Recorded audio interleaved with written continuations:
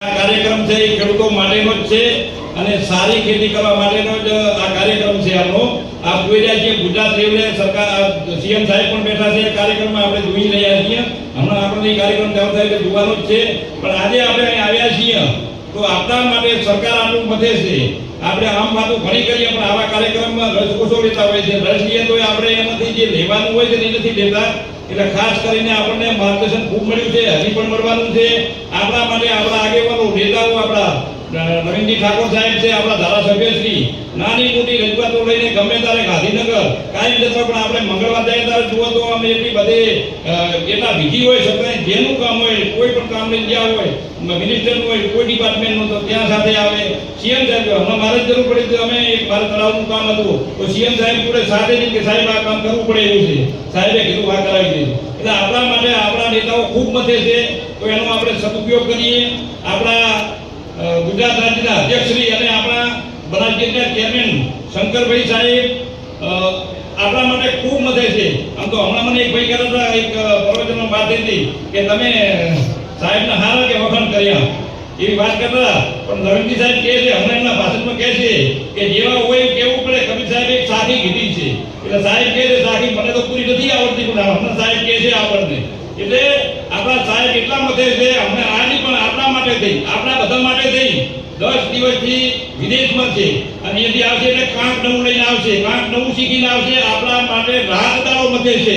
જે 22-20 કલાક કામ કરે કોઈ ગમે ત્યાં જુઓ તો સાહેબના એટલે ચહેરા ઉપર જુઓ તો આપણું જરા એવું ના દેખાય. અને કેટલું બધું આપણા માટે મજા કેવું બનાસ ડેરીમાં રહીને કેટલા કામ કર્યા છે આપણા માટે. હમણાં વાત કરતા હતા સાહેબ ધરણની વાત કરતા હતા.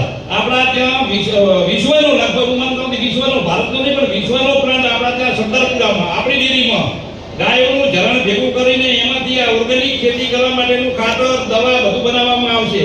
તો સાહેબ આપણા માટેથી ખૂબ બધું નવું શીખી લાવીને આપણા માટે મહેનત કરે છે. અત્યારે હાલ સાહેબ જે વિદેશમાં છે હમણાં તો એક સભામાં સાહેબ એવી વાત કરી હતી કે ગાયનું આપણે દૂધ વેચીએ, છાણ વેચીએ, ઝરણ વેચીએ પણ આટલા બધા પશુ મરે છે તો એના હાડકાનો ચામડાનો આપણે ઉપયોગ નથી થતો તો એનો પણ ઉપયોગ કરવો જોઈએ. નાખી નાખીમાં વેડફી ના નખાય એ પણ બહુ કિંમતી છે. કોઈ ખાતરમાં કામ આવે છે. હાડકું એના શીંગડા બહુ મૂલ્યવાન ખાતર બને છે.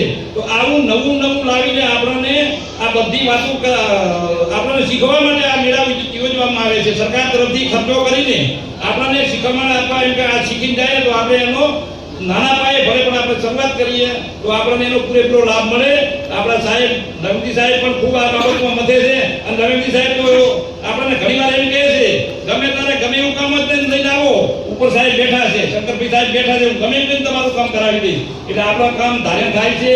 અને આજના તબક્કે આપ સૌ આવ્યા છો તો આમાંથી કંઈક માહિતી લઈને આનો આપણે પૂરેપૂરું પાલન થાય તો સારું છે. પણ 10% કરશું ને કોઈ આજનો સમય આપણને લેખે લાગશે અને સરકારનો ખર્ચ પણ લેખે લાગશે અને આપણને પણ એનો ખૂબ લાભ મળશે. એટલું કહીને વિરમું છું. જય માતાજી.